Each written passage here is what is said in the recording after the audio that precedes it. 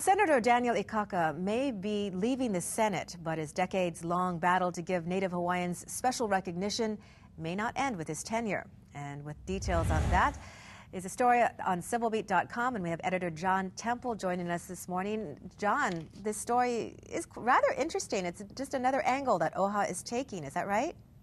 That's right. It's really interesting that they're not stopping trying to pursue the Akaka bill. That is still the intent during the entire final term of Senator Akaka.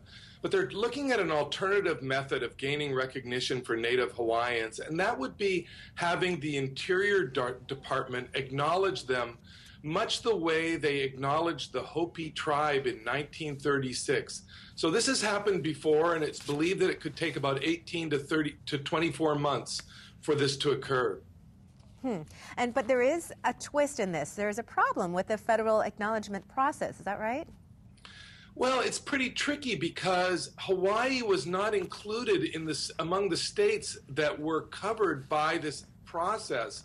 But it's believed that with a friendly president and with a friendly interior secretary, that it's quite possible something could be worked out and that Native Hawaiians could achieve the status of Native Americans.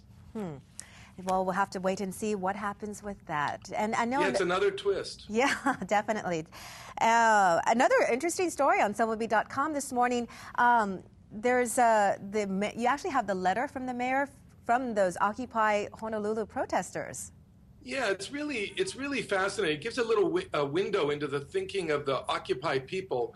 4 days after the Honolulu law went into effect, banning possession of personal items on sidewalks or in parks for more than 24 hours, Mayor Carlisle sat down for an hour with 5 Occupy protesters, which, you know, to his great credit, he listened to them, and they presented him with a letter with some requests, some of which he could not live up to, including exempting them from that ban so that they could keep their encampment at Thomas Square Park across from the Academy of Art.